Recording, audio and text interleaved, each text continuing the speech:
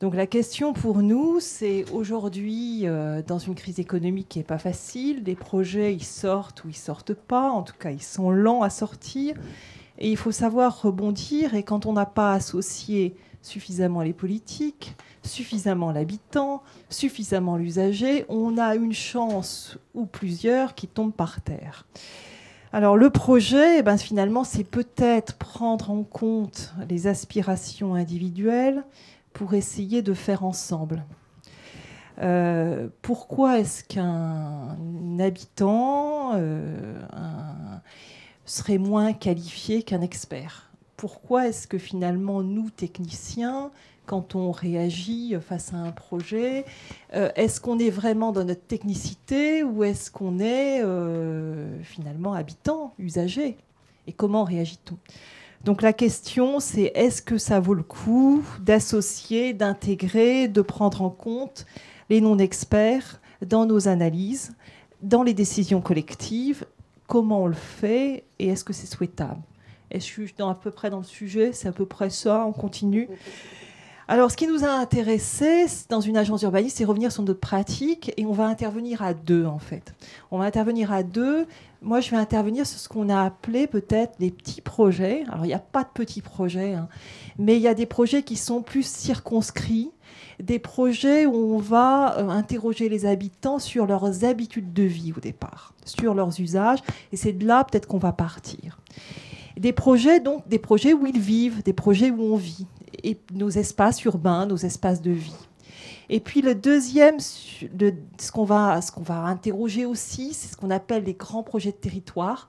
Alors les grands projets de territoire, c'est les projets qui vont se faire effectivement avec tout ce qui va avec, la prospective, la durée, le fait qu'ils sont moins territorialisés et le fait aussi qu'ils se font peut-être encore plus loin de l'habitant et encore plus loin de l'usager, parce qu'il faut une acculturation qui est certaine pour comprendre ces mots-là. Sur le deuxième sujet, c'est Laurent Fouillé, qui est sociologue et docteur en sociologie urbaniste, qui va intervenir, qui va prendre la suite. Donc moi, je vais parler modestement de simplement quelques petits cas concrets. Quand on intervient sur un projet de renouvellement urbain, on intervient sur des habitants qu'on connaît. Et en général, quand on nous interroge, c'est parce qu'il y avait une crise de l'espace public. C'est-à-dire que les gens ne descendaient pas forcément de leur cage d'escalier dans un espace public ou ne savaient plus vraiment comment traverser leur quartier. Ils étaient entourés d'autres usagers qui s'étaient appropriés l'espace public, piliers de murs, par exemple, usage de drogue illicite, non-capacité à ramasser les poubelles pour les services publics, capacité aussi, quelque part, à avoir envie d'autre chose. Donc, à ce moment-là, pour faire intervenir de façon non éphémère, pas simplement pour communiquer autour du projet l'habitant, il nous a semblé qu'il y a 3 conditions. La première, c'est de réussir à impliquer de façon durable donc dans le temps, autour du projet l'habitant ou l'usager. Et pourquoi ? Parce que le faire parler, c'est pas évident.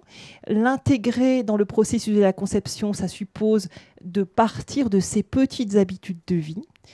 Et ce qui est important aussi, c'est d'arriver à tirer le fil à partir de sa petite habitude de vie pour essayer de faire rencontrer les deux cultures. Et faire aussi que cette culture-là migre chez l'élu. Et deuxième condition, qu'il y ait peut-être un tiers. Tous les projets qui ont fonctionné de cette manière-là, c'est parce qu'il y avait un tiers modeste, un tiers gardien d'immeuble, un tiers médiateur de quartier, un tiers commerçant, un tiers qui a bien voulu assurer le lien entre des problématiques qu'on semblait connaître et qu'on ne connaissait pas, et puis l'habitant qui disait ne pas connaître son quartier, ne pas connaître le projet, et qui s'y mettait assez facilement. La deuxième chose, donc, ce qui est important également, c'est de qui on parle, qui parle dans ce projet, c'est-à-dire il parle au nom, en tant qu'habitant, il parle au nom d'un collectif, il est reconnu comme tel, et il va pouvoir, du coup, avec ce nom, avec cette légitimité, être co-constructeur du projet dans toutes ses phases. La deuxième, peut-être, difficulté qu'on a rencontrée, c'est des projets dans lesquels on nous appelle alors qu'il n'y a pas d'habitants encore. C'est-à-dire qu'on nous demande de co-construire un cahier des charges pour un aménageur en faisant en sorte que le projet fonctionne avec des gens qu'on ne connaît pas encore. Et là, la difficulté, absence d'habitants, usagers possibles des espaces publics, mais non investissement de ceux-ci, puisqu'ils vont parler d'une NIMBY, surtout ce qu'on ne veut pas. Et c'est à partir de là qu'il faudra faire projet. C'est aussi intéressant, mais c'est une difficulté et il ne faut pas tomber à ce moment-là dans la stigmatisation, dans la standardisation. Et on se dit que finalement, une construction comme ça de cahier des charges sur des non-écoutes ou sur des écoutes d'ailleurs, de choses qui se sont passées ailleurs, ça ne peut pas marcher pour faire projet. Alors maintenant, je passe la parole à Laurent pour les grands projets de territoire. Merci. Donc je ne me présente pas, on m'a déjà présenté. Donc oui, dans la présentation, on voulait découper les choses en deux parties. L'une, plutôt les petits projets concrets, circonscrits, que les habitants peuvent bien reconnaître et cibler. Et opposé à ça, donc des grands projets qui seraient plus abstraits, notamment quand on parle de SCOT ou de projets de territoire, de plans de déplacement urbain ou de choses comme ça. On va trouver un public intéressé, qu'on pourra éventuellement faire participer, mais pas forcément, et déjà on le voit avec certains élus et même avec certains techniciens, c'est pas forcément des choses qui parlent beaucoup, parce que justement c'est abstrait, c'est dans le temps long, c'est sur un territoire qui est un peu flou, et des fois c'est sur des objectifs certes assez consensuels, mais un peu mou du genou, si je peux me permettre l'expression, et donc ça fait pas rêver. J'entendais cette expression tout à l'heure, il faut faire rêver, mais des fois il y a certains produits qui font peu rêver, et donc se pose la question de comment on s'occupe de ces choses-là. Alors effectivement, on va aller essayer d'intéresser les gens en faisant des ateliers, des choses comme ça, on va les faire participer, et puis il y a autre chose que j'ai entendu tout à l'heure qui fait écho à ce que je devais dire, c'est qu'à un moment on va créer un lieu de discussion, de débat, il va y avoir des propositions, et puis à un moment, il va falloir faire le tri là-dedans.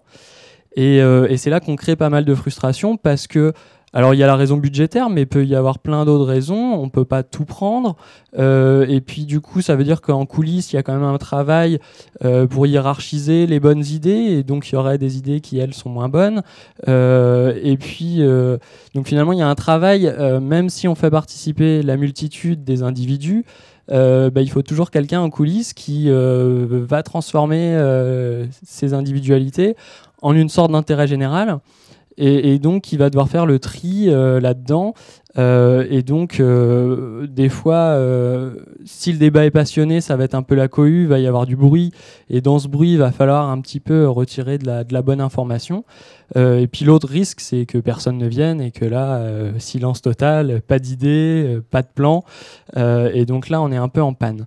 Et ce que je voulais dire aussi, c'est que oui, il faut écouter les individus, mais à un moment, il n'y a pas que de la vertu du côté de l'individu et du mal du côté du collectif. Faut aussi voir, donc c'est ce qui a été dit avec Monsieur Chapuis, que le mal est aussi dans l'individu. Donc il peut y avoir des individus qui sont là pour bloquer le collectif, ou parce qu'ils considèrent que eux, leurs idées sont meilleures que celles du collectif, ou que le collectif serait suspect d'un plan auquel eux s'opposeraient. Donc c'est compliqué toutes ces choses-là, mais faut pas voir que du blanc dans l'individu. À mon avis, faut nuancer un peu les choses, et donc il y a tout un tas de procédures à mettre en œuvre pour réussir à prendre le meilleur chez les individus et à transformer ça en intérêt général, parce que derrière il y a aussi du sale boulot, et il y a aussi des choses qui n'intéressent pas, donc faudra bien s'occuper des égouts, faudra bien s'occuper de la circulation, des déchets, il y a des choses plus intéressantes pour tout un chacun, le lieu de spectacle, le lieu de rencontre, etc. Ça a parlé à beaucoup de gens, mais qu'est-ce qu'on fait pour les basses besognes ?